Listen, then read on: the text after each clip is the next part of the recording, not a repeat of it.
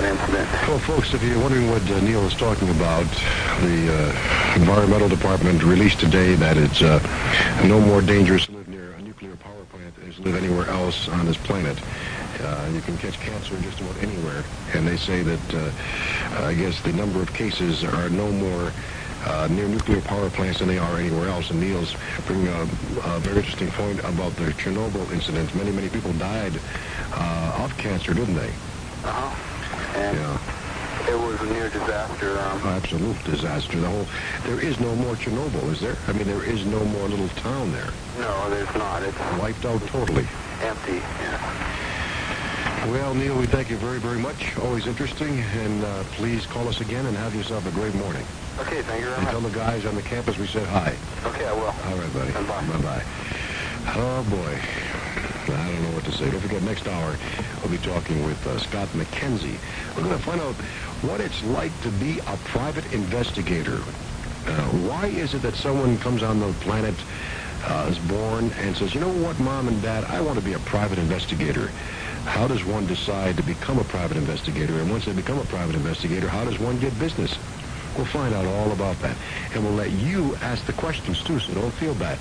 You're going to be the prodder, so to speak. You're going to ask the questions along with yours truly, Billy Goodman. So please get ready with your phone calls. Let's let Scott stop by and talk with us and, for about 15 minutes, then we'll start taking telephone calls. And then we'll go from there. Now, I guess it's time to let the affiliates identify themselves once again. And we'll be back. Don't you dare go away, because there's so much more to come right here on your Billy Goodman Happening.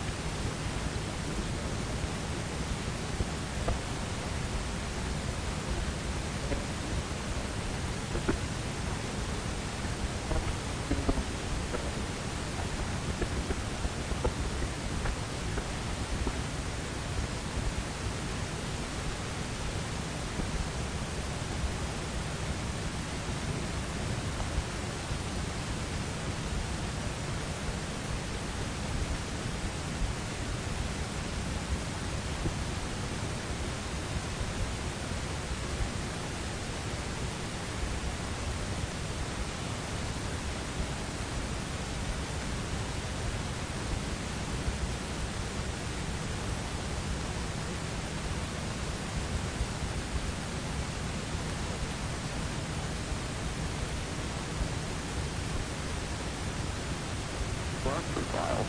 Okay. A tremendous amount of that. I think a lot of that involves the pay that you receive sometimes as well for a case. I see. All right, we're talking with Scott McKenzie, a private investigator out of Los Angeles. Let's go back to when you were growing up. Did you always want to be a private investigator? I heard you mention that before I came on here, and I started thinking about that. Yeah, I had three things in my life when I was a young boy that I wanted to be. And one was to be a motion picture director, the other was to be a writer, and the third was to be a private detective. The thing about private detection is you can start real early. Also, my parents had a fit with it. I was constantly sending away for the little kits and the fingerprint kits and the back pocket mechanics. At what age did this start, Scott? Oh, I started getting that fingerprint stuff when I was about 8 years old. And I started writing about that time as well, talking little mysteries and that sort of thing. So I kind of liked it. I guess a lot of kids have those same thoughts. You know, my partner was the same way when he was young. And everybody that I know in the profession was a curiosity about things, a curiosity about life. How about when you were growing up, like in the high school days, were you always playing detective? I mean, some of your friends that were watching you, in your career, if you were up and knowing that you are playing detective yourself? I suppose so, but you see, during those times when I was doing those things, not a whole lot different than being a regular investigator. You basically observe people,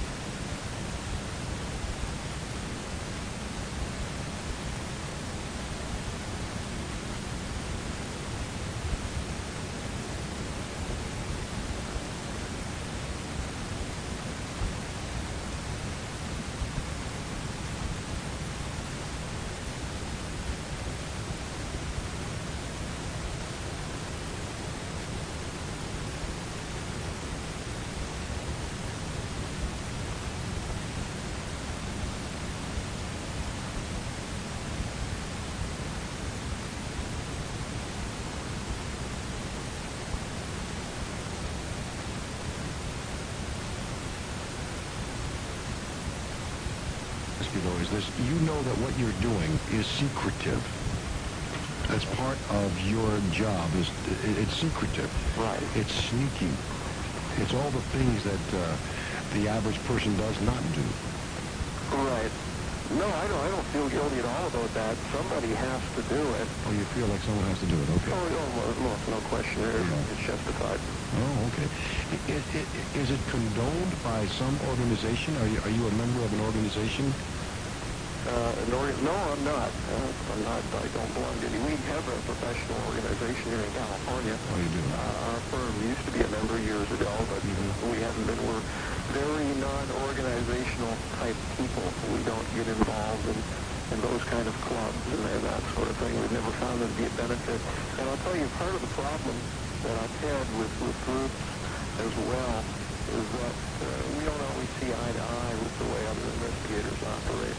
Try to be So what is the difference between the way your company operates and others operate? What would you say is the distinctive difference? Well, number one, probably honesty. We build a reputation on honesty. Yeah.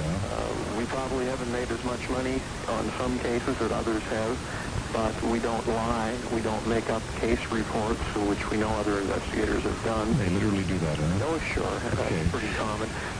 We are as honest as we possibly can be with a client. If we make a mistake on a case, we'll advise the client of that. We're talking with Scott McKenzie, private investigator. We'll get back to him. We're taking the time out for a break. Let the affiliates identify themselves.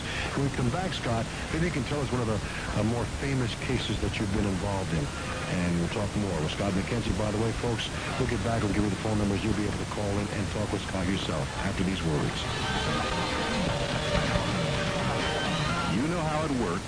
We can put a man on the moon, but we can't get to the airport at rush hour. Or we can put a man on the moon, but we can't find a way to get rid of pet odors. Well, maybe you still can't get across town at rush hour, but they've done something about pet odors. The something is called Fresh Pet. Now, Fresh Pet is a powder that you simply sprinkle in your pet's food. No, you don't sprinkle it on your dog, in the litter box, on the carpet, in the food. When your dog or cat eats the Fresh Pet, all odors from bodily functions are eliminated. Listen, our customer writes, our 12-year-old Labrador was emitting such awful aromas that my wife was seriously considering having him put to sleep. I tried Fresh Pet out of desperation, and the stuff is so great, we are astonished. From the first day we put it in the lab's food, he stopped driving us out of the room with his gas attacks. Let Fresh Pet work for you. For a free sample of Fresh Pet, send a self-addressed stamped envelope to Fresh Pet, Post Office Box 60, Salt Lake City, Utah, 84110. Yes, News. If you're news hungry, fascinated by what's going on in the world today, chances are no local paper or TV news bulletin satisfies your appetite. You need the depth, the breadth, the balance, and the stimulation of a first-rate international daily paper. You need the Christian Science Monitor. Yes, the Monitor. And now you can try the Monitor for 1 full month free when you order 2 months at just $9 per month. Call 800-348-9800. What you'll get from this Pulitzer Prize-winning daily newspaper is first-rate reporting and analysis of national and world affairs, concise, accurate, and comprehensive, and all more colorful, more quotable than ever. So call today for your 2-month trial subscription at just $9 per month and get a bonus month absolutely free. That means you'll get to enjoy the Monitor 5 times a week for 3 full months at half the regular rate. Call 800-348-9800, the Christian Science Monitor. It satisfies your hunger for the news. 800-348-9800, toll-free. If you have a desire to talk to our guest this morning, Scott McKenzie, the toll-free number is 1-800-866-6488. That's 1-800-866-6483. Your chance to talk to a private investigator. Maybe ask him about something that you're going through in life. Maybe he can assist you. Find out more about the world of the private investigator as we get back with our guest, Scott McKenzie. Scott, how about telling us one of the more famous cases you've been involved in? Sure. I have a number, and I'm trying to go through these right now. I have to be very careful in some cases. Oh, you do, huh? Well, it's sort of like walking on the proverbial eggshells when it comes down to names and certain situations. So I have to make sure I don't identify. There's one case right now that we worked several years ago that's just blowing up in the news, and so I have to be very careful about that. But I have one here that it did get some notoriety.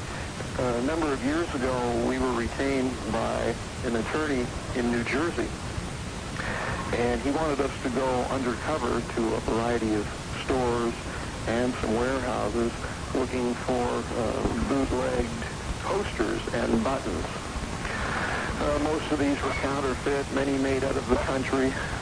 Scott, yes. Are you sitting in a chair that's moving around a lot? Oh, I've got a little squeak on this thing here. Yes, a large squeak. Okay, I'll try to contain that. Please. Yeah. All right. Anyhow, we were asked to go undercover on this particular case and try to locate these counterfeit items. We went out, we identified numerous stores, and then we got into the juicy stuff, which was 3 large warehouses, and they had literally tens of thousands of posters, the main poster being Michael Jackson posters. And you know that Michael Jackson was not interested in having all of these counterfeit posters out there. It was costing him a great deal of money. He wasn't seeing too much, and every store we went into had counterfeit Michael Jackson posters. So basically, we got together after our undercover situation and went out and hired a bunch of additional agents and police officers, that sort of thing. We had a total of about 15, and we rounded up a bunch of trucks, and we took along with us several uniformed officers and started storming the businesses and virtually cleaned out the warehouses. There was practically nothing left, and we were putting people out of jobs and that sort of thing. It went rather well for the first 2 places. But then we get down to the third warehouse, which was the largest of all of them, and we took us about 4 trucks that we were going to load. And in that particular warehouse, the attorney had come out west here and decided he wanted to go with us. Well, we don't always like that too much, but he went along anyhow. And we had 2 police officers from the local area, and they didn't like us going in there in the first place because they felt the people should be making a living. They didn't care if the stuff was counterfeit. And when we get into the building, the folks that owned the place, they didn't look like the nicest folks on earth. and we were constantly looking over our shoulders, but we had to operate quickly, and we started busting open crates and yelling at people to get the stuff loaded. And right in the middle of all of this, the attorney gets a telephone call. He comes over to us and he says, let's see what you've got here. I'm not sure if we're covered on this material. We ended up unloading the truck, putting a lot of stuff back. Then the phone rang again. The attorney told us, no, we can take that. Well, that went on and on and on, back and forth. At that point, the police said, we're not going to hang around here anymore. So what did you call this, the poster caper? I guess so. It was a very strange situation because we ended up by ourselves in the warehouse with about 15 people who were about to lose their job and business and an indecisive attorney. And we just wanted to get out of there and get home because it was starting to get very bad. We finally got out of there with a number of the posters, but like I said, a lot of the companies got shut down. Subsequently, a couple of other investigation agencies back east, based on the information we had obtained, went and made further raids. Who paid for all of this? It sounds like it was a very expensive proposition for the client, the attorney, paid for all of it. I might add, too, a federal judge in Chicago had appointed us as federal marshals, so it gave us a great deal of leverage once we went into these places. I mean, who paid you gentlemen? You investigated 15 investigators to go check this out. Who was the one to pay out? An attorney? Attorney, ultimately. So someone had wanted this done. Was there a large company involved with this? Oh, yeah. Well, again, everything stemmed from Michael Jackson to other rock groups that had these posters out there, and the record companies that were involved, all of this. So, there's quite a few people all together, and the attorney will have a large trust fund, and that's what she did. All right, we're talking with Scott McKenzie, private investigator out of Los Angeles. Have a question for him, feel free to call at 1-800-866-6483. What is the one you're talking about? You said a big case that you worked on years ago has now come to the headlines once again? Yeah, this was a case, and this is one I have to be careful about, but we were called in once again by an attorney for a rather large corporation. He wasn't actually hired by the...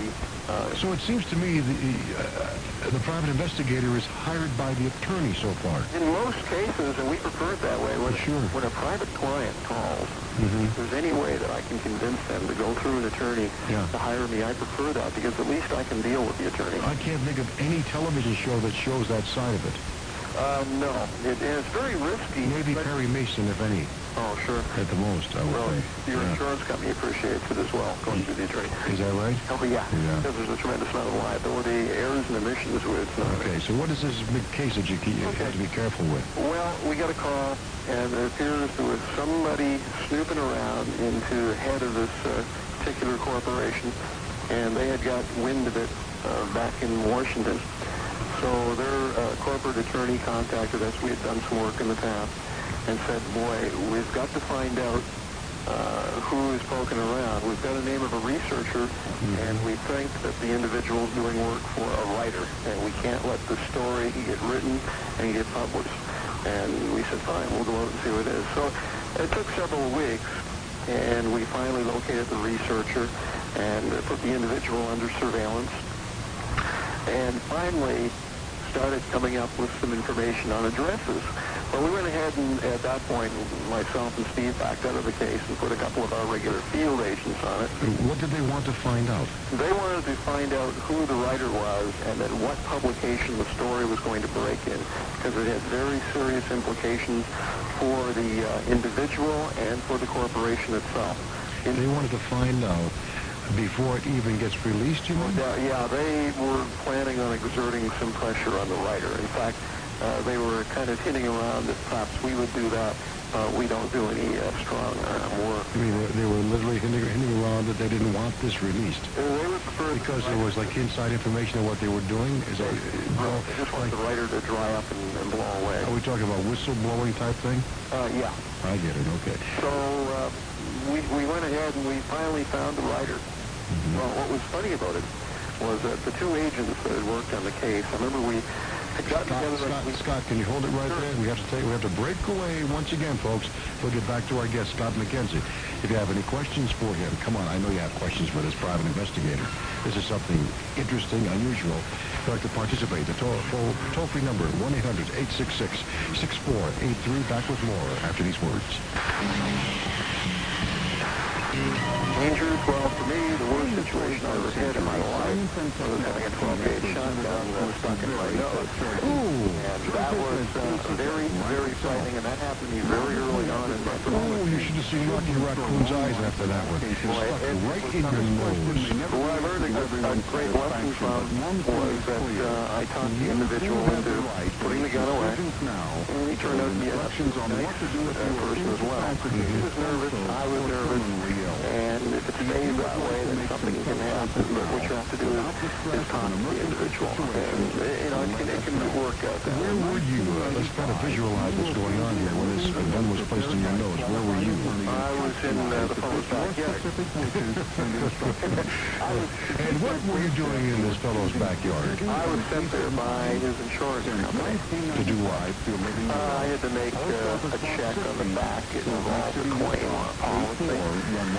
And there was a certain hazard in the back, a certain fire hazard, that sort of thing. It really was a very minor case, not a whole lot of money. I had to go back there and get a couple of photos, check with some neighbors. Is that legal to go on someone's property? Oh, in this situation it was because he had been notified that someone would be coming out, and also when he signed his policy, it stated that he was open for inspection. Oh, I see. And that's where you come in. Oh, yeah. A lot of people don't realize that. You do when you go into the yards. I started this business as an insurance inspector, and a lot of people didn't think I should be there, but the fact is I always told them to read the small print. I see. So bring us right back so we can visualize. There you are in this man's backyard. How did he come up to you? Did he just walk right up to you and put the gun to your nose? Well, I had gone to the front door and knocked. Nobody answered. Went to the side, tapped on the windows. Nobody came to the windows. Finally, I watched. The gate was open. Went into the backyard. I knocked on the back door. Nobody answered. Yet the car was there. It got me a little nervous, but I started shooting my photographs. All of a sudden, the door just flies open. I hear the slide on the shotgun, and look up, and there it is. What do you mean, look up and there it is? Where were you? Look up and there it is. I was sort of bent over in the lawn at that point. Yeah. The door came open. He was looking down on you, you He mean? stepped right out, and he was looking down because he was hitting one step up. Wow. Little concrete step. So what did he do? Place the gun under your nose and like lift you up like you were seeing on television? Yeah, well, basically, he just told me to get up. Okay. The gun followed me. And okay, now let's go right to that point. There you are, Scott McKenzie, in the middle of someone's backyard. Man has a gun at your nose. What did you say to this man? well, he asked me. I didn't say okay, what were you doing here? He asked me who I was and what I was doing. Okay. I gave him my name.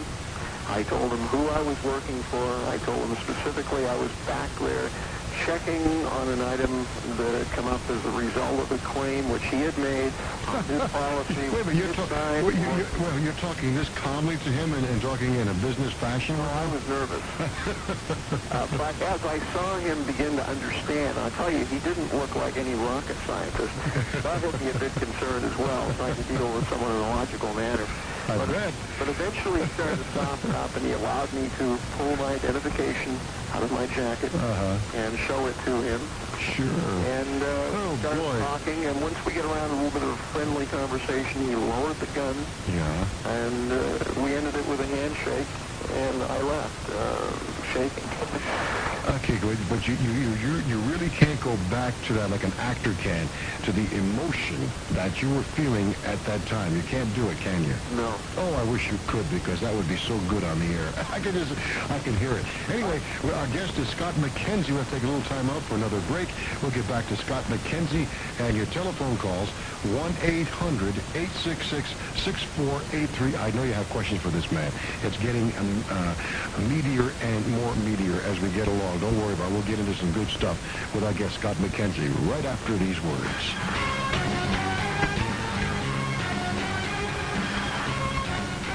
With maturity, we usually think of concepts like increased wisdom, better judgment, and extended reason. Unfortunately, with the passing of years, we are confronted with the reality of concepts like poor health, nursing care, and convalescent homes. If that is the reality in your life, here's good news. The Nightcap Hospitalization Indemnity Plan can provide you with cash in your pocket over and above your existing medical coverage and allows the additional options of nursing care or convalescence without prior hospitalization. And better still, if you're between 18 and 74, you cannot be turned down. Think it over. You get guaranteed acceptance, a program that is adaptable to your personal needs, and a guaranteed annual rate. You can even cover maternity and pre-existing conditions. For free information about how you can participate in the Nightcap Hospitalization Indemnity Plan, just send today to Hospital Plan, Post Office Box 60, Salt Lake City, Utah 84110. It's the wise thing to do. The need for trained qualified tax consultants who understand today's tax laws has never been greater, and you can cash in on this demand. Call the National Tax Training School at 1-800-272-2000 and ask for free information on how you can prepare for a career as a tax consultant. This short, inexpensive, and up-to-the-minute home study course teaches you to become a tax consultant with the special skills so many taxpayers are looking for. You need no accounting or bookkeeping background, just a desire to succeed.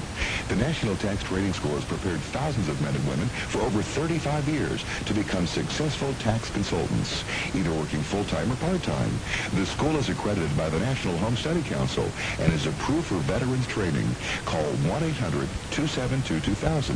See how you can join the many graduates who are trained by the National Tax Training School. There's no obligation. No salesman will call. That's 1-800-272-2000 for free information. Call 1-800-272-2000. We're getting right down to the nitty-gritty. We even got the guys from the FM radio station where I can't tell you where I am, but they're out there sitting listening because this stuff is getting better and better. A gun to someone's nose and what the reaction was. Our guest is Scott McKenzie, private investigator extraordinaire from Los Angeles. And have you had any special training at all? Well, yeah, basically anybody who's a licensed investigator automatically, as a result of state law, has training. I put in 3 years of apprenticeship. I paid my dues with one of the largest detective agencies in the country, Nick Harris Detectives. Nick Harris, isn't that the one that handled the Marilyn Monroe case? Yes, I've been involved with that myself. You have? With Milo Spriglio. Well, stay right there. We're going to get back to the Marilyn Monroe case, but first we have a caller that would like to ask you a question. You mind taking some questions? No, go right ahead. All right, let's go to Gentle Ben in Bakersfield. Hello, Ben. How are you? Good evening, Billy. Good evening, sir. Well, I had a question for Mr. McKenzie, and I'd like to know just how far legally, as a private investigator, can you go when you are listening in, to people's conversations? Like, do you have the ability to actually wiretap on people's phone lines? And have you ever had any lawsuits brought up against you as a investigator for alleged invasion of privacy? Absolutely not. For one thing, any kind of, I have the ability, but I don't use it. Any type of wiretapping or bug, that is strictly prohibited by law. There's nothing you could do with the information if you had it. Almost all of our cases go into litigation. So therefore, everything that we do is going to come out in the court. I was a specialist at Nick Harris in electronic counter surveillance. I used to go out and find bugs and remove them from the premises. That was a specialty of mine. I don't do it any longer because the equipment has gotten way too sophisticated to keep up with it. But in no situation would I go out and bug someone's home. The only time I've ever used equipment in that sense was on some undercover cases that my partner and I have worked where he's very good at undercover, and I would put a wire on him. And when he would go into a room with some individuals, I didn't really care about the conversation as far as what they were talking about. What I needed to hear was any key words such as, are you a cop, or are you a private investigator, or we're going to kill you, or that sort of thing. And then that's my key to go in there and get them out. And that's the only thing I used it for. No tapes were made, strictly to protect my partner. Okay, and I just had another question for you. I was wondering how well the local police forces and the governments cooperate with you as a private investigator. Do they view you as a co-worker or a hindrance, or, you know, how do they cooperate with you if they do at all? That comes and goes case by case, and generally different law enforcement agencies treat investigators different ways. So what it all hinges on is who gets the caller. If we get a situation where we have done all of the work and we are the ones who have isolated and found the individual, all the police are doing is picking him up, they generally don't care for that a whole lot. They like to be a little bit more involved. They like to have the final authority. That's fine with us, except in some cases it's created problems. I had one big case which cost us an additional 6 months worth of work because the police department made a major mistake when picking up the felon. And it's one I'll never forget. It involved a great deal of work. So, and we've had other cases where without the help of the police department, we never would have solved the case. So it's generally in a case-by-case basis, and depending on which agency you're working with. How's that, sir?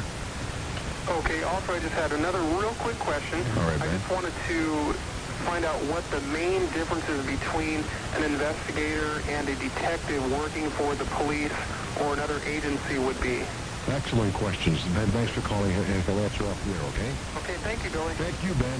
Bye-bye. All right, Scott, can you respond to that, please? Sure. The major difference is we do not enforce laws. We are not law enforcement. We are, I guess you could call us civil enforcement. We are the ones who go out and work on civil cases. The police department works on criminal cases. That's the big difference. As far as technique goes, police detectives use quite a few of the same techniques that we use. But when a police officer retires, especially detectives, and they come into our business, they still generally require a year or two of training because it is a little bit different. We don't go around showing a badge to get information. We have to use pretext, a lot of undercover work to get the same kind of information that a police officer oftentimes will just walk up and flash his badge, and that's the end of it. All right. Scott McKenzie, private investigator who cut his teeth in the industry, working for the Nick Harris Detective Agency, who has handled many, many, many world-renowned cases. And if you have a question for him, feel free to call.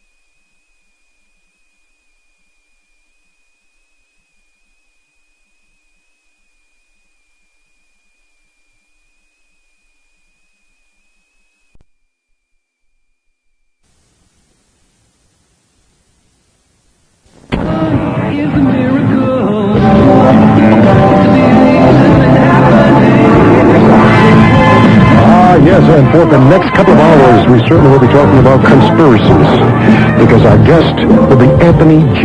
Hilder. Anthony J. Hilder. We're talking about the Illuminati, the Order.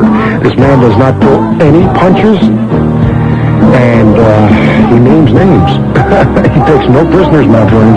You don't want to miss the upcoming interview. We want you to participate, too. The phone number is 1-800-866-6483. They're all jammed up right now. We'll open the line for you. It's 801-263-0630. That's 801-263-0630. For the next 2 hours, we'll be taking your telephone calls directly. Is there anything that you can say to them, maybe to be more definitive, where they can literally go out there and do the hunting themselves and feel more comfortable with some of the information that you're passing along, or I would more believable? A book which has been, and I'm sure there's some still around, but Monday Call It Conspiracy by Gary Allen. There's a book called The Unseen Hand by Ralph Epperson. Ralph Epperson is out of Tucson, Arizona. There's still another one Wall Street and the Rise of Hitler by Dr. Anthony Sutton. Wall Street and the Rise of the Bolshevik Revolution. And, of course, The Order by Dr. Sutton. The World Order, I would recommend that highly, by Eustace Mullins. There's a number of publications which they could read, which would give them the overview. And once they have sight of the big picture, all of the incidents that occur on a daily basis that really doesn't make any sense, and they don't seem to be able to fit them into any particular pattern, will fall in their proper place. It's important that one gets the big picture. I know when I talk like this on the air, it busts a lot of people's balloons. Their images are destroyed of the Kennedys, for instance. They might have thought of that Roosevelt was a hero when they discovered that he knew about the Pearl Harbor attack, welcomed it, and that Truman dropped the atomic bomb in Hiroshima and Nagasaki essentially after the war was over. The Japanese had given us peace overtures in advance of the end of the war. This type of thing horrifies people. They are shocked to think that people could drop a bomb and kill 250,000 people. Well, I thought I prepped them well enough. I said that this was not meant to frighten them. It was more to enlighten.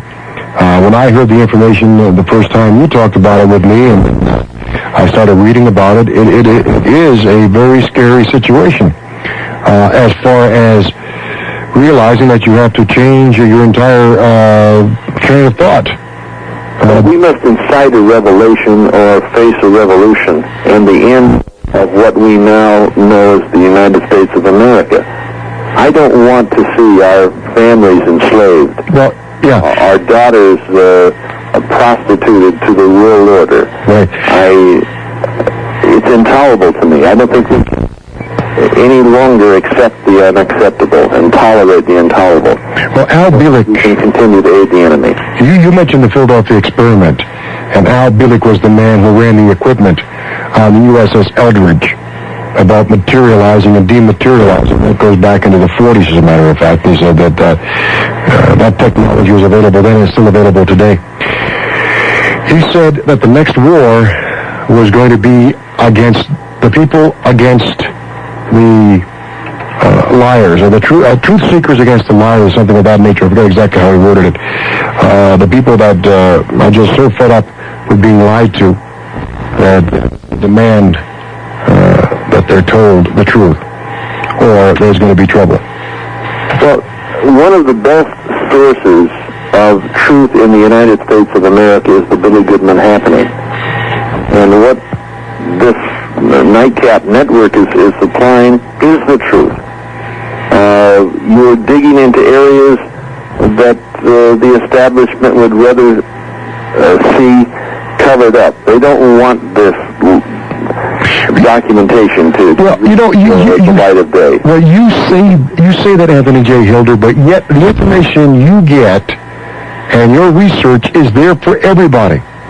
So obviously it is getting out, and the people in power may very well want this out so that they can be free of what they feel is their own conscience, knowing that what has been going on. I think there's... I don't think that they have any conscience. I don't think we're going to find the truth in Time magazine, which was started up by Henry Luce, a member of the Skull and Bones. I don't think we're going to find it from Newsweek magazine, which is tied into the Washington Post, which was started by Eugene Mayer, one of the directors of the Federal Reserve. Most of the people in the United States are unaware that the Federal Reserve, which is controlling the United States currency, is neither federal nor a reserve, and they have, through the U.S. Bureau of Engraving, this fiat funding money. They loan it back to us at face value plus interest. This is shocking that we would spend in excess of $200,000 million a year in interest. That's right. From the national debt to the national a bankster. Let's find out what Jim in Hacienda Heights has to say this morning. Good morning, Jim. Good morning, Billy, and welcome, Anthony, to the show again. It's nice to hear you. I remember I heard you last spring on one of Billy's happenings, and you were talking about this Lord Maitreya at that time. And at that time, I was hearing different shows, both pro and con. The New Agers and other people were con against this Lord Maitreya.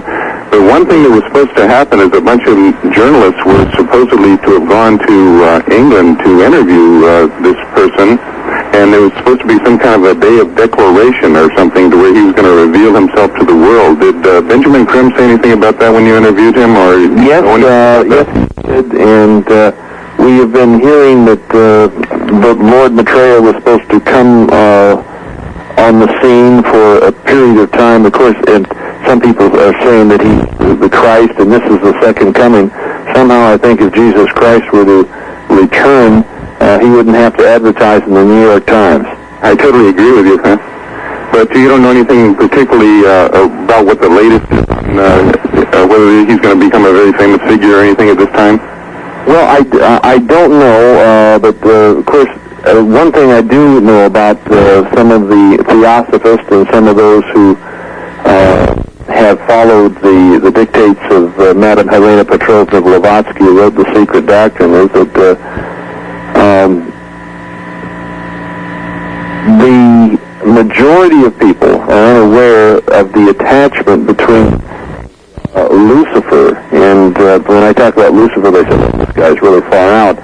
Madame Helena Petrovna Blavatsky published the magazine Lucifer.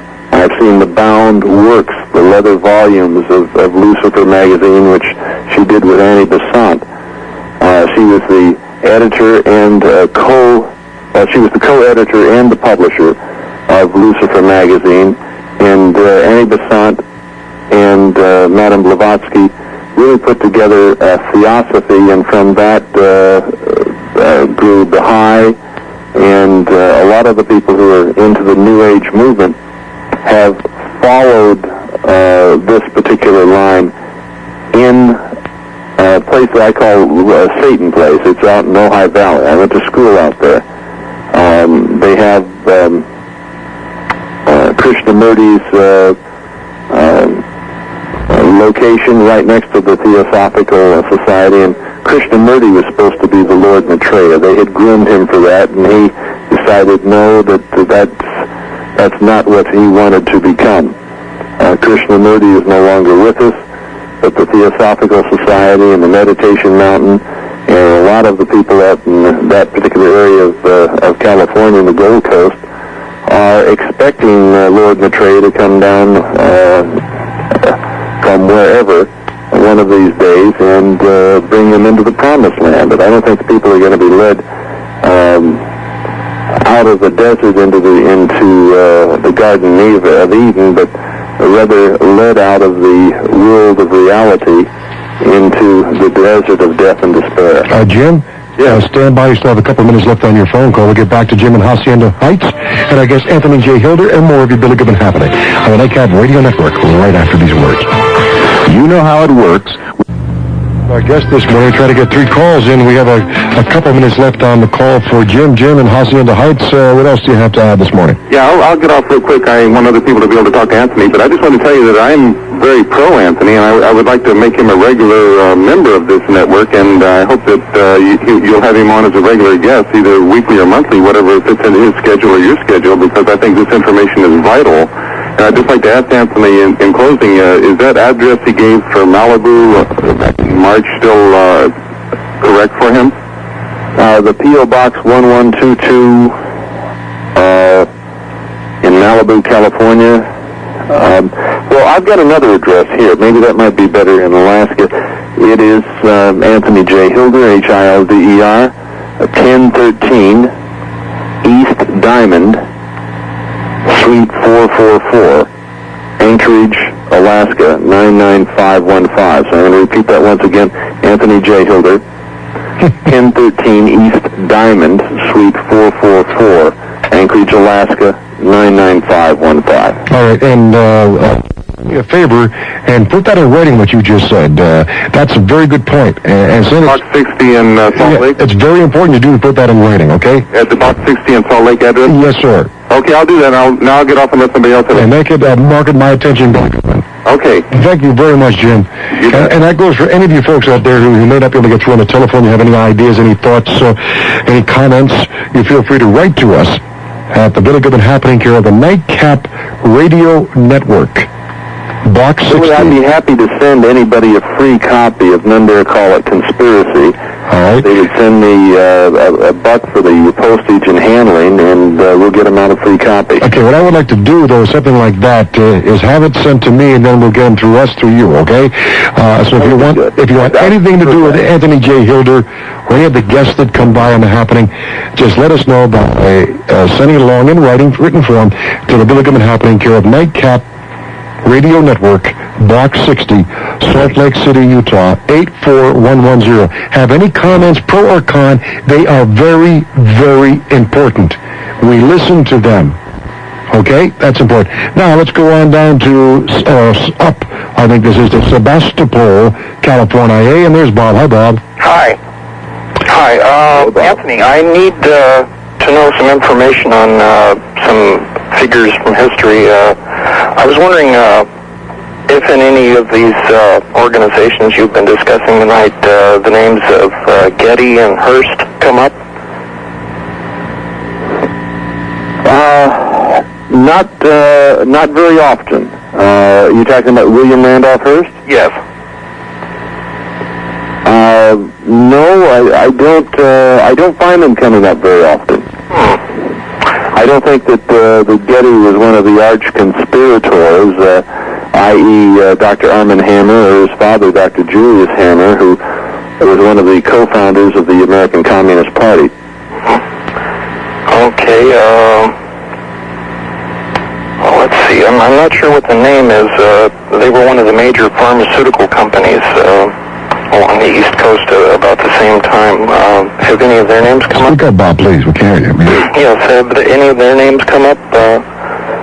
Yes, in fact, let me recommend a book to you. There's so many of the individuals who are involved in this oligarchy who are in control of the pharmaceutical industry in the United States that it would be best that I recommend Eustace Mullins' book, Murder by Injection. Murder by Injection. Okay.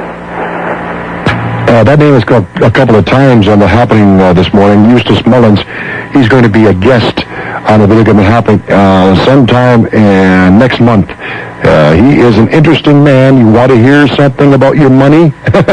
This man will tell you exactly what you can do with it, because it's not worth anything anymore. So he'll be our guest. I'm sorry to interfere, but I wanted to pass that on. Okay. Now, the reason I mentioned these names together, and personally, I think if you dig on Hearst and Getty a little bit, you might find something, because I find it interesting that those names came together in the conspiracy against the hemp industry back in the 30s that culminated in the anti-marijuana laws, which was not the common name back then, and so that they were able to get these laws passed, and they I were like able to see hemp used for fuel, by the way, and there has been several Army films, or at least a couple of Army films, that were into the use of hemp for industry and fuel. It certainly is not in the interest of the alcohol industry to allow the legalization of marijuana to come forth, because people can grow it in their own backyards. This is true. This is true. With a single seed, you can replace just an incredible cornucopia of things. It's funny, but our president not only owes his eyesight due to the fact that he has glaucoma, and he is taking Marinol, which is the artificial synthetic form of the active ingredient in marijuana to correct that situation. But also, when he bailed out after being shot down during World War II, he used a parachute that was constructed from hemp due to the fact that there was a definite silk shortage because of the road to Burma being cut. So that he not only owes his eyesight, but his very life to marijuana. And yet he can turn a crazy person. Let me explain. The president is not launching a war against no, it's a war against the people. The president of the United States has founded the Zapata oil, and Zapata oil platforms, to the best of my knowledge, have been used for drug drops. And here I've got a picture of the president of the United States with Manuel Noriega, who is on the payroll of the Central Intelligence Agency for about $400,000 a year. Oh, yes, now, definitely. He certainly was well aware that Noriega was involved in the drug business.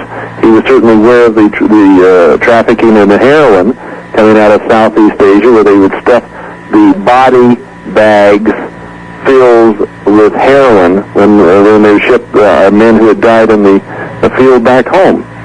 Hey, Bob in Sebastopol, you brought out some interesting topics tonight. Are you a researcher, or what's your line of work? Well, I'm disabled, and I probably have a little too much time on my hands to do thinking about this. And I've always, been interested in marijuana laws. Yeah. I never could understand why it's always mentioned in the same breath by the administration. There's some members of Congress or people running for office it was across the country. William Randolph Hearst. No, wait a minute. Let me finish. He bought up the rights to several forests. Yeah. Before they shoved these laws through, making the marijuana paper or the hemp paper illegal, so that he was able to finance his paper with the profits that he was making off of these forests that were necessary for the production of paper. So he was actually able to leech off of his competition to finance his own paper. Okay, let me close with this, Bob. Thanks for your call, but there are some people running for office in this United States of America that want to decriminalize marijuana and literally believe that it's okay. Yes. So there's a lot of talk about this, and we're going to cover it on the Billy Goodman Happening, and we thank you very much, Bob, for calling. Thank you, sir. All right, my friend. Well, Anthony J. Hilder, you have 60 seconds to wrap up. Anything you want to tell the American public out there before you leave us this morning? Well, I would like to tell everybody to continue listening to Billy Goodman, because you're going to find stories here that you will not find elsewhere. You're going to find investigative reporting. You're going to find news breaks. You're going to find that you simply won't get in Time magazine or Newsweek or your daily newspaper. I think it's time that we incite a revelation to avoid a revolution. I think it's time that we uncover the cover-up and continue with the Billy Goodman Happening. Wake up, America. We've been had. That's what I always say. And in closing, Anthony J. Hilder, you're going to start up in Anchorage, Alaska. We are going to try to start a movement to get the voting moved from Tuesday to Fridays and Saturdays, right? I would like to see the voting on Saturdays. Saturdays only. Well, I'd like to have 2 days, because that way they'd have a couple of days to compile it, and we're not in any hurry. That's the most important thing in our life, to get the right people in there. Anthony J. Hilder, thank you for being our guest this morning. Take care, buddy. All right, bye-bye. That's going to do it for the 2 hours after news. We'll open the lines just for you, to make you the star. Stick around for more of the Billy Goodman Happening. In the 21st century, how would you like to see voting change to the weekend? We're looking for Saturday and Sunday. We feel that 2 days is better than one. We feel very strongly that the voting is so important, because you are putting people into office that you're going to have to accept whatever they want you to accept for 2 or 4 years. And we feel that we should have 2 days as opposed to 1 day. And especially, another thing we feel very strongly about it is the computers that predict before the voting is over. Once you find out what they feel is going to happen, that may stop you from voting, and that doesn't help any of us. All right. This is your Billy Goodman Happening, the only scientific spiritual happening anywhere in the entire universe. And the past couple of hours has been very intense, as Roger, the producer, has said. We got phone calls off the air. I can imagine what it's going to be like at the Nightcap Radio Network office. We'll be there fielding calls later on this afternoon.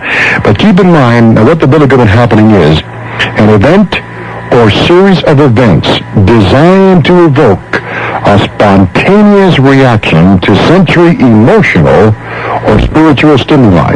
And that is exactly what happened, and we like it that way. There was an emotional, obviously, reaction and emotional stimuli. And they had to work out there in Reno, and others that called it, that felt they had to talk about something that they didn't want to hear anymore, but what we were talking about or the way it was going. And then, of course, we had the spiritual aspect, the people realizing that there are some things changing. We'll get back and talk with you at 1-800-866-6483. Have a line open for you. 1-800-866-6483. And we'll do that right after this word. That may be the case with some of you out there. If that's the case, let me give you the mailing address. It's the Billy Goodman Happening, care of the Nightcap Radio Network, Box 60, Salt Lake City, Utah, 84110. Okay? Now, another thing, I want to put this across to you so you understand where we're coming from. Now, someone called Roger off the air and said, "We are off the track." Is that the verbiage, Roger? Just not something of that nature? Off what track? Off the track of the train that's on that track that's heading for a stone wall? I don't want to hit the stone wall. We have to get off the track and veer off sometimes. The other thing that's so important is there are many, many networks.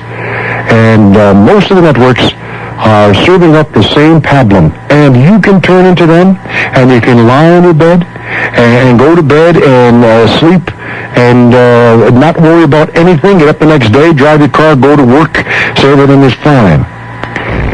I'll tell you, the reason the people that are coming forward and are doing this work and feeling it's important is because they come from the spiritual side of things, not the scientific side, not the norm, not what we've been trained, not what we've been led to believe, but the spiritual side, that feel it's important that they get involved and they share the information that they have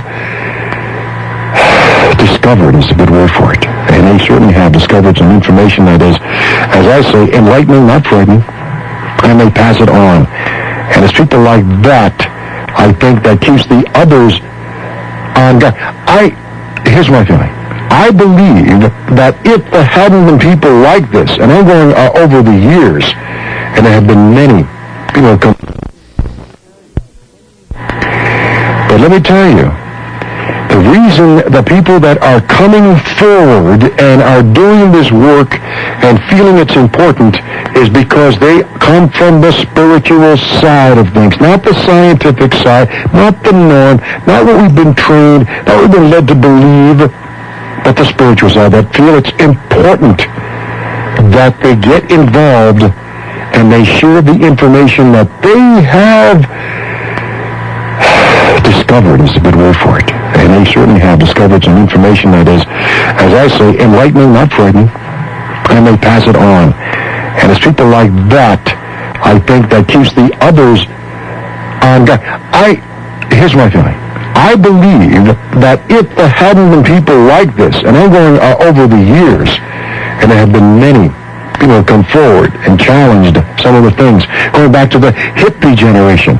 I know for the hippie generation, there's no telling. I mean, I only hope someday you can sit down and write down on a ledger what could have happened if it hadn't been for the conscientious objectors, if it hadn't been for the hippie generation. We would have been a lot worse off today, my friend. We would have been into a world war. And we may not even be here today if it hadn't been for those people standing on the line with flowers in their hand. Flowers in their hand. Not guns, not weapons. Anyway, what you have to understand is, as a network, We're out there, and we want to reach as many people as possible. We don't want just a piece of the pie and be just like another network that says, well, I'll just have a little piece, and then I'll go out and sell it to my sponsors, just enough money so I can live in a beautiful estate up in the high hills and not worry about mankind. That's not where we're at. That's not where we're at. We want the masses to at least hear us, and the only way we can do it is sometimes, and people call it, lack of a better word, shock radio. Call it what you want, but it wakes some people up, and that is what we're trying to do, and that's all. If it offends you, I don't know if I want to apologize. I don't know if that's proper. I think what is important is you have the right to express your viewpoint, and so do our guests when they come on to express their viewpoint. And of course, you have the right to write in or call. But I can only hope that the emotions that you are expressing, you can keep under control. Just like we're keeping ourselves under control. Because if not, there'd be some major conflicts on this planet amongst ourselves. And let me tell you, I am your brother, and you're my brother, and you're my sister. Let's never forget that. That's the way it's made up. The reason we're in trouble today is because people don't understand that. That's the only reason we are in the position we are in today. I mean, if it were your brother, would you act that way with your brother or toward your sister? I have to be honest with you. I never had a brother or a sister, so I don't know what sibling rivalry. I've heard that term many times. I don't know what that's like. But I mean, I don't think we'd be in trouble today if we looked at our neighbors as our brothers and sisters, as opposed to locking our windows and locking our doors and not caring about our next door neighbor.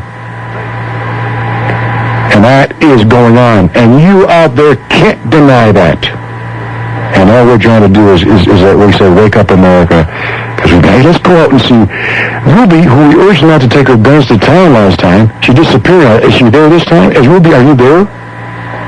Ruby? She did it again. I guess she expects to come right on, and that happens. Would you turn that on, please? I don't know. It sounds like there's someone there, but there's no dial tone. So there's someone there. Maybe she's listening and then coming back to the phone or something. Is that what she did? I don't know. Here, we have a line open for you, 1-800-866-6483. Let me give you the line of our guests coming up this week. Tomorrow night, going into Tuesday, he calls himself Jack. That's all he wants to be known as, Jack. And he believes that the IRS is taking money from us illegally. And he'll explain why. He'll explain why he feels this way. And also probably give us some ideas of what we can do to maybe offset this illegality as he sees it. I don't know what you think of the IRS. I've had them on the happening. They are...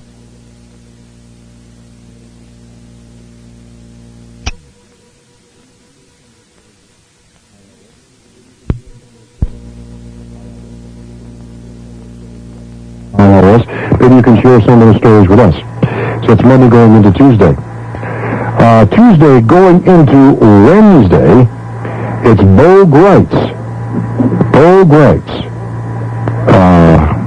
And he will be here to talk about his stand or his belief that there are still prisoners of war in Southeast Asia. Every time I say that, I literally almost break down. Because this man was, he's the real Rambo. Most decorated Vietnam War veteran, a Green Beret of the CIA, special officers, and he'll tell us some stories about what he was involved in. And here's a man that knows for a fact, and has been saying right along for the past 3 years, that they're still prisoners of war. And just recently, just 2 weeks ago, they finally admitted that they found prisoners of war in Laos.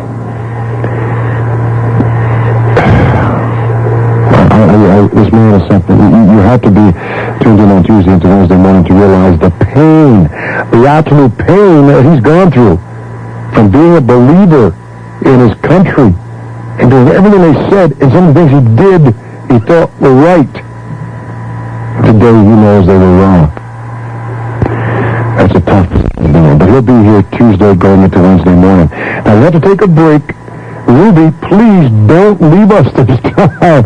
She's back on the line again. Before we get, we have to get to Ruby, then we'll get to Roger, and then we'll get to you, and then the Boogaloo. We'll just have a good time. On the Nightcap Radio Network, this is your Billy Goodman happening. Anyway, there we go.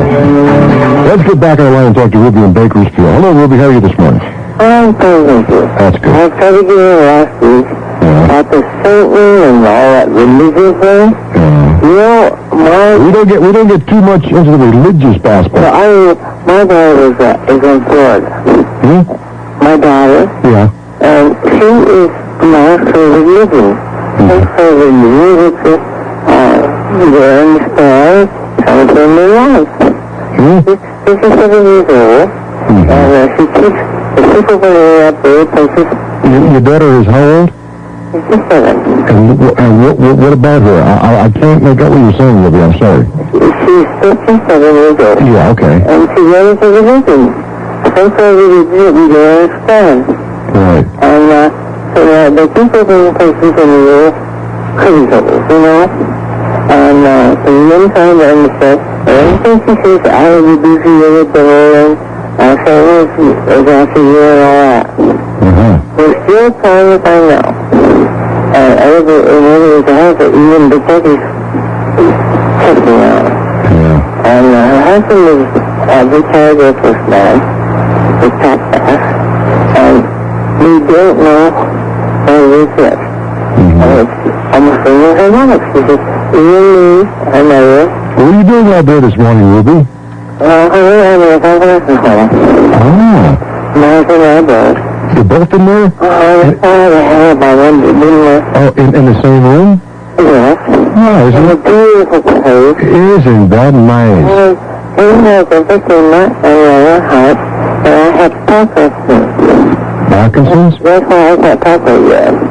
I'll be a son of a gun. You are together, though. Isn't that beautiful?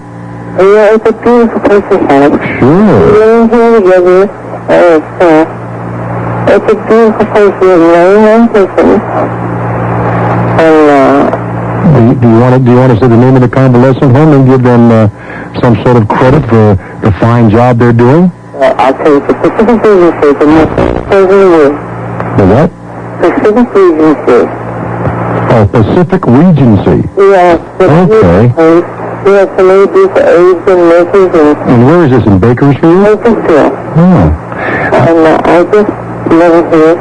Maybe 9 months, which is 10 months now. And what is your age, Ruby? 75. And how about your husband? He's 90. 90? He's 90? Is he there right now? I know. Is he listening?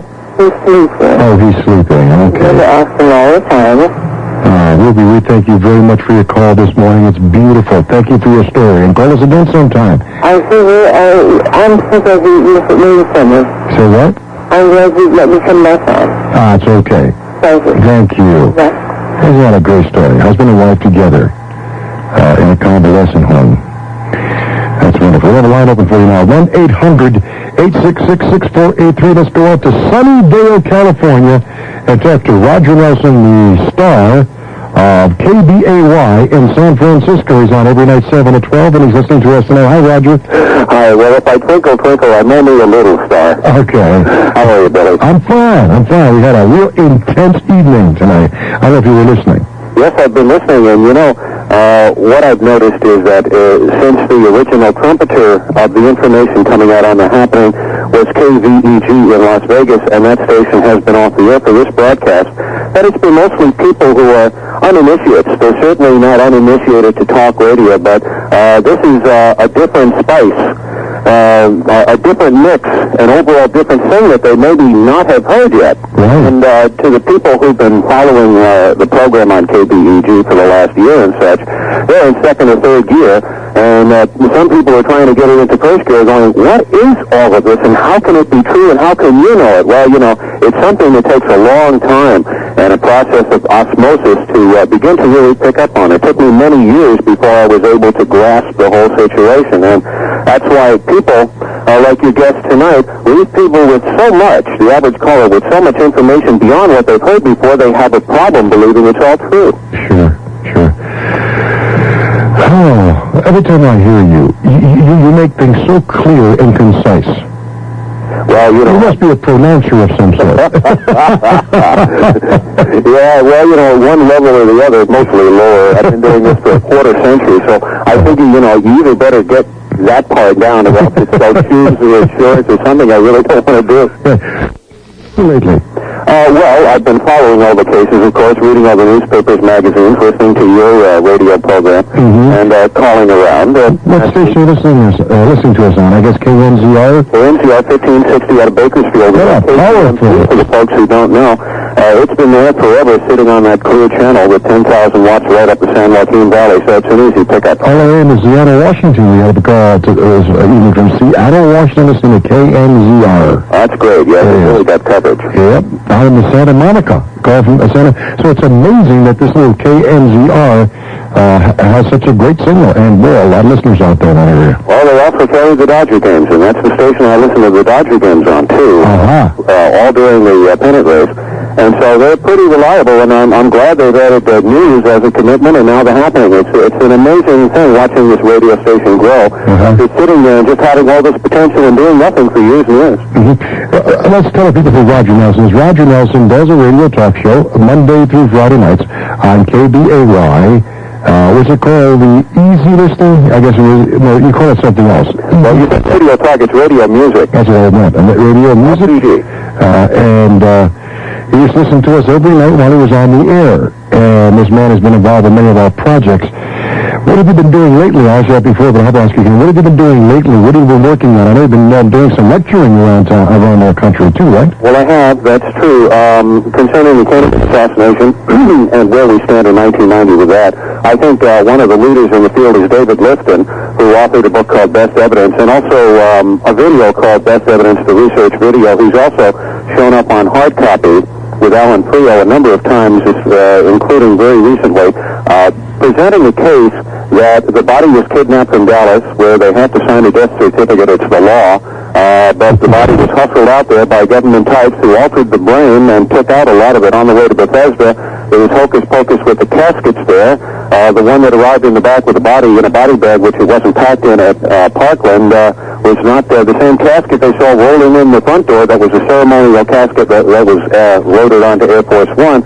So between the difference in what happened to Kennedy's head at Parkland, what was reported by the doctors there, and the autopsy reports, which are far different, and then the subsequent release of the autopsy photographs of Kennedy himself that David Lifton got out of the archives just 2 years ago, show that there was a total fabrication with the evidentiary content of the body. They had to alter it to make it fit a lone assassin theory that our inspector put together with that single bullet theory, magic bullet number CE399 Commission Exhibit before the Warren Commission. Lifton says we know enough now, and our technology is such that we can analyze evidence with the benefit of computers and all the other high-tech things and features that were not available many years ago, and finally get a reasonable accounting of the assassination. Of course, that's not getting off the grass. You know, it's still there, looking at it for the forensic value of what happened to the body. Of course, the question is who are the players, and your guest tonight was talking about some of them.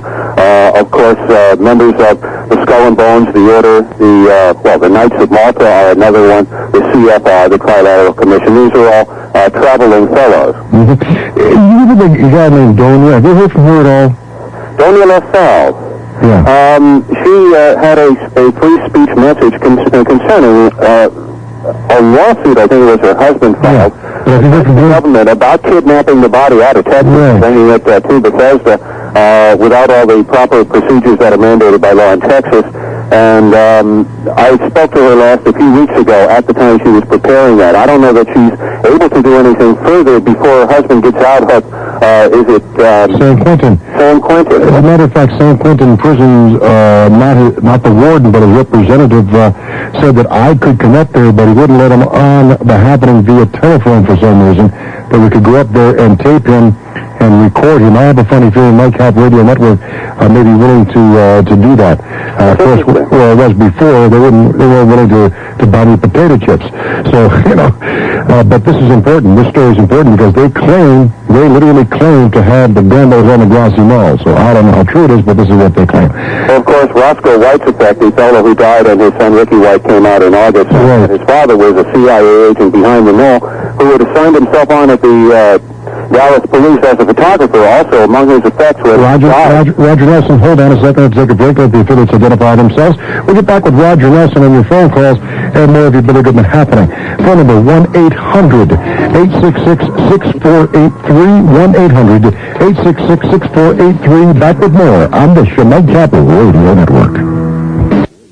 Bill Cooper is a fascinating man. Bill Cooper will be telling us what he believes we're heading for a one-world government. We'll talk about H.R. 4079, his UFO sightings, and much, much more. And Roger Nelson. Roger, what do you know about Bill Cooper? Have you been following him? Oh, sure. Let me quickly finish up the thing about Roscoe White. Okay. Among his effects when he was murdered, some people broke into the house a couple of years later. What do you know about Bill Cooper? Have you been following him? Oh, sure. Let me quickly finish up the thing about Roscoe White. Okay. Among his effects when he was murdered, some people broke into the house a couple of years later, and the police found them with a bunch of photographs that belonged to the family, and one was a third backyard shot that the Warren Commission in Dallas police said did not exist, of Oswald holding up a socialist newspaper and a rifle. But it was the same pose that the Dallas police used to recreate the event, yet they said the photograph didn't exist. It was in Roscoe White's possession. I assume that since he came onto the Dallas police, maybe under CIA cover, maybe not, I don't know, and since he came on as photographer, that he was probably the person who fabricated the backyard photographs. That was a great picture I saw in a magazine. Someone mailed it to me, of him walking in, they call him one of the three hobos. He was one of the three hobos, right? Who? Roscoe White. Well, I'm not sure that he was or wasn't. You know, they say that one of them could have been Frank Sturgis, another E. Howard Hunt. Mm-hmm. These things have not really been proven to a reasonable certainty to me, somewhat like... well, the picture shows these guys with great shoes on, though. Oh, yeah, and recent razor cuts and not a lot of 5 o'clock shadow. Yeah. And their clothes were wrinkled, but they were good. Yeah. They were nice and clean. Yeah. So, yeah, that was a setup, too. And, of course, they were arrested, but the only person entered as arrested in the Dallas Police Department that day was Lee Harvey Oswald. So they were released without ever having been formally booked or ID passed on along to us. And Fletcher Prouty, who was a guest right here on one of the original Billy Goodman happenings, on the very first, the debut on the Nightcap Network, which didn't work out extremely well, he said that he has papers or something. They had the papers already written out on Lee Harvey Oswald. Well, here's what happened. I heard that program, and the information did get out, Billy. He said that he had a copy of a New Zealand newspaper with a full bio on Oswald and his background that they couldn't have had unless somebody had dug through paper files to get all this stuff in advance to spit it out before he was formally charged in Dallas. And at Dallas time, they were across the international date line. And some people didn't notice this, but Prouty's reading all about Oswald before he's formally charged. Figure that one, folks. Okay, one more question before you go this morning. Roger Nelson, Bill Cooper, what's he been up to lately? He's going to be our guest on Wednesday going into Thursday. What can we expect on? Got a little powder keg for you, Billy. Oh, boy. This is from Focus Magazine, April, May, June 1990. It's a research newsletter.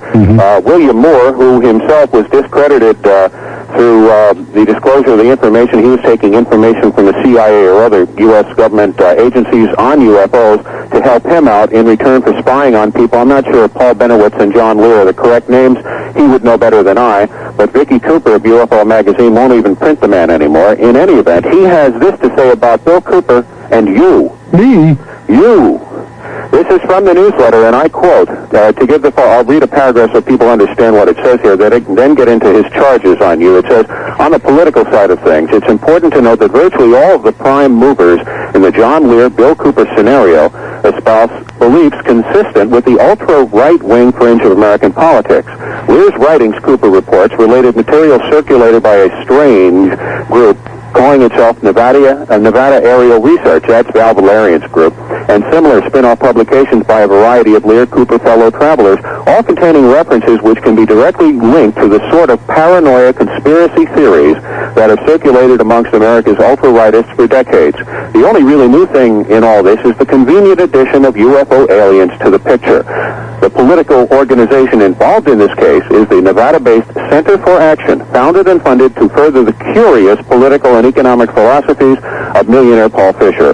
While espousing a laundry list of right-wing, John Birch-like propaganda of political agenda items, Fisher's organization also makes no secret of its open support of a revolutionary Southeast Asian general and his self-proclaimed Shan Nation government in exile, it would be Kun Sa, while at the same time making strong statements against the worldwide drug trade, which it claims is being illegally supported by none other than George Bush and other members of the present administration. As a curious aside, one of the writers connected to this group has published material under the pseudonym Number 7, which just happens to have been Adolf Hitler's Nazi Party membership number, as well as a byline occasionally used by Hitler himself during the 20s. Whether this suggests neo-Nazi political connections is anybody's guess, and now he gets to you. The mouthpiece for this whole movement was a show called The Billy Goodman Happening, which ran nightly for about a year on KVEG AM, a 50,000-watt radio station out of Las Vegas. What listeners to The Happening were never told, however, is that Goodman was not an employee of the station, but rather the 3-hour slot was time purchased from the station by the Center for Action in the same... Hold it, Balderdash. I challenge that anywhere, any court in the land, not one thin dime ever.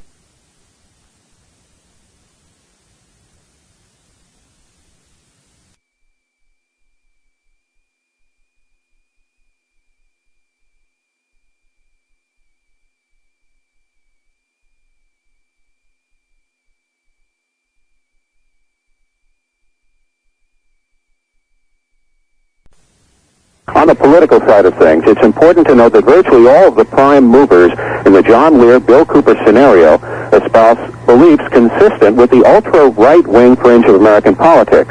Lear's writings, Cooper reports, related material circulated by a strange group calling itself Nevada Aerial Research, that's Val Valerian's group, and similar spin-off publications by a variety of Lear Cooper fellow travelers, all containing references which can be directly linked to the sort of paranoia conspiracy theories that have circulated amongst America's ultra-rightists for decades. The only really new thing in all this is the convenient addition of UFO aliens to the picture. The political organization involved in this case is the Nevada-based Center for Action, founded and funded to further the curious political and economic philosophies of millionaire Paul Fisher. While espousing a laundry list of right-wing, John Birch-like propaganda of political agenda items, Fisher's organization also makes no secret of its open support of a revolutionary Southeast Asian general and his self-proclaimed Shan Nation government in exile, it would be Kun Sa, while at the same time making strong statements against the worldwide drug trade, which it claims is being illegally supported by none other than George Bush and other members of the present administration. As a curious aside, one of the writers connected to this group has published material under the pseudonym Number 7, which just happens to have been Adolf Hitler's Nazi Party membership number, as well as a byline occasionally used by Hitler himself during the 20s. Whether this suggests neo-Nazi political connections is anybody's guess, and now he gets to you.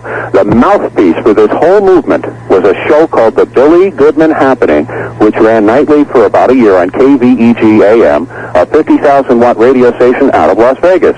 What listeners to The Happening were never told, however, is that Goodman was not an employee of the station, but rather the 3-hour slot was time purchased from the station by the Center for Action in the same... Hold it, Balderdash.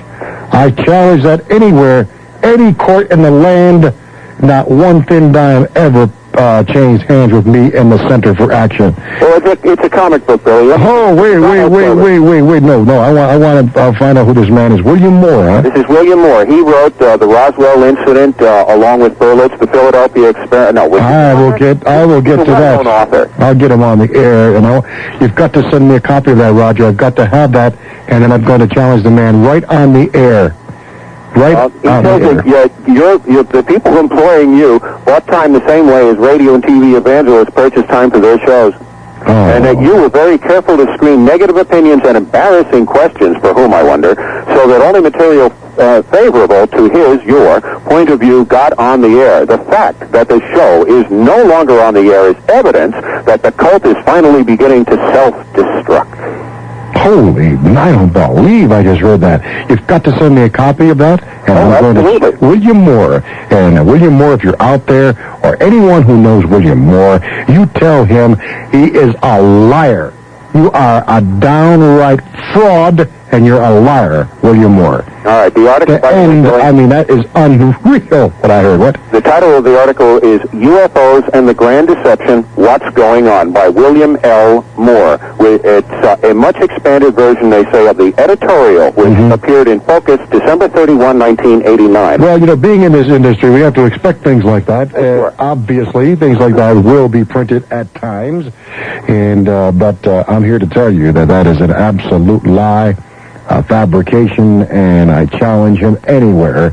I don't know what to say, other than the fact that I will tell him right out that that's a lie. Well, I would agree, Billy. You know, as one who, as you know very well, I'm never one to shirk a responsibility. If there's an opportunity to stand up and be counted, the man is reckless and irresponsible and perhaps sinister in his motives, clearly. All right. Well, we thank you for your call, Roger Nelson, and the information. And make sure, do you have our mailing address? I do. Oh, terrific. Please get it out to me, lickety-split, even overnight if possible. I've got to have that. I'm going to chase the man down. If you have any way of contacting him, please also include that in there, maybe in your research, a number or an organization. I will get the man on. I'll leave what I can find as to how best to get a hold of him. I've never tried, to be honest with you, and I really don't want to, but I'll get the information to you ASAP. Good show, Billy. Thank you, sir. Good night. Good night. Now, there goes Roger Nelson.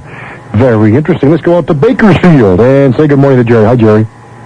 I just want to say you and your show are a joke. Okay. Thank you. All right. I'm glad he did that. You know, I'm glad he came on the air. Jerry, thank you for doing that. At least you showed yourself and at your emotion, as it says. Part of the happening is emotional stimuli. And I am used to that, and I accept it. And I'm well aware that that can happen, and anyone else is welcome to do the very same thing. And, you know, I say this, you can come out and say anything you'd like, as long as you don't use, obscenities, and no one's done that, I appreciate that, or slander anyone in particular, whatever the case may be. So feel free to do that.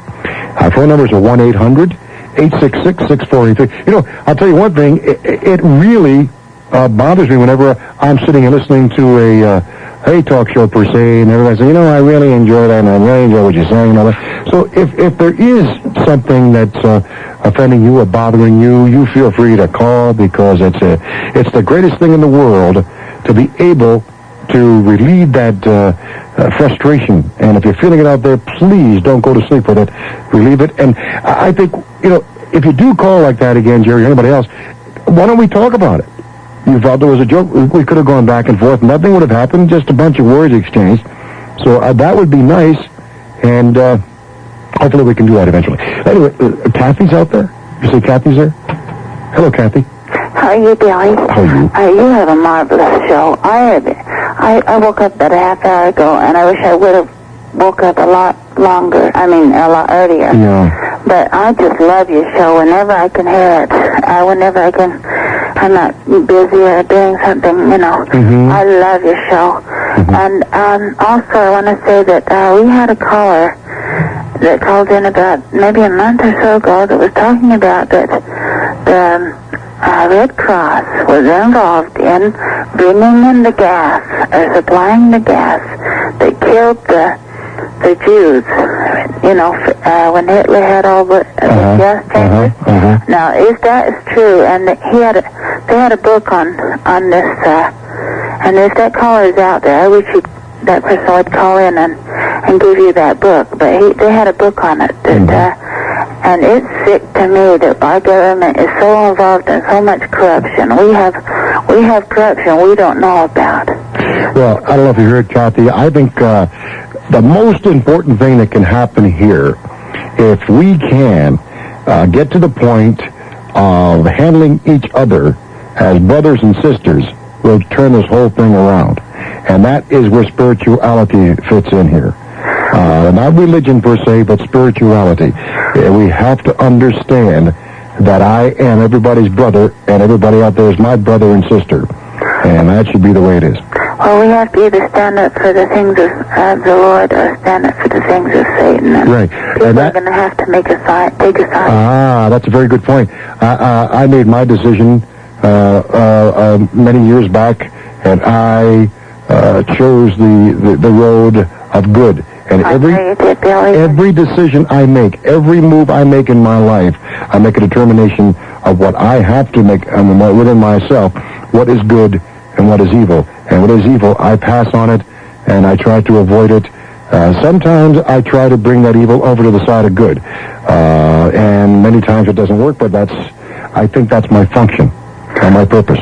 I think that's wonderful, Billy. And I think that every person who really seeks out the truth does about the same thing. Because all my life, that's what I've done too.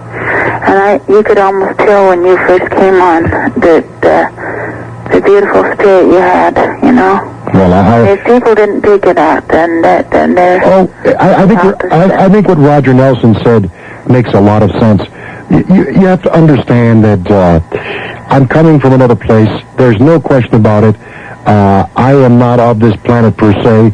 I'm not saying I'm above it. I'm just saying I look at things differently than what the planet is offering us. I reach out to the higher power, to the universe that's all around us.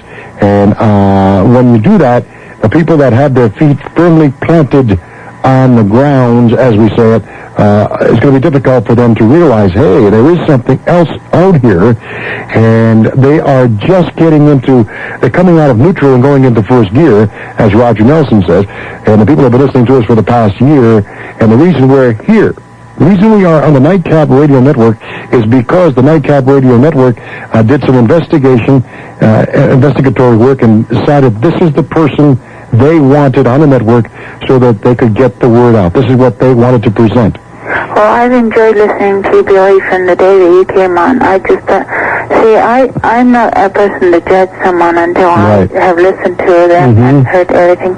And the day that you came on, I thought you were just marvelous, and I always have thought you were marvelous from the time you came on. Well, Kathy, thank you for the call. I have to run because... Can I just say one more thing, Jim? Quickly. Okay, there's a book called The Drug Story, and it talks about the Rockefeller Foundation and all the deadly drugs and all the deadly chemicals that these oil companies, and they all work together. I mean, this whole thing is the Rockefeller Foundation. We have the burning of the forest, these great forests. Kathy, save some of that for tomorrow night or another night, okay? All right, yeah. Thank you very much. Bye-bye. Thank you. We have to take a break to let the affiliates identify themselves. This is some of the things we have to do when you're network in general. What round are we in this morning on your Billy Goodman Happening? See, this is like being in a ring. We're sparring. We're going back and forth. And I guess the best way to look at it is better than doing it this way than out in the street like they did back in the old Western days, wild Western days. And what also is going on, and it's working, I was also hired to do that, to get you people active.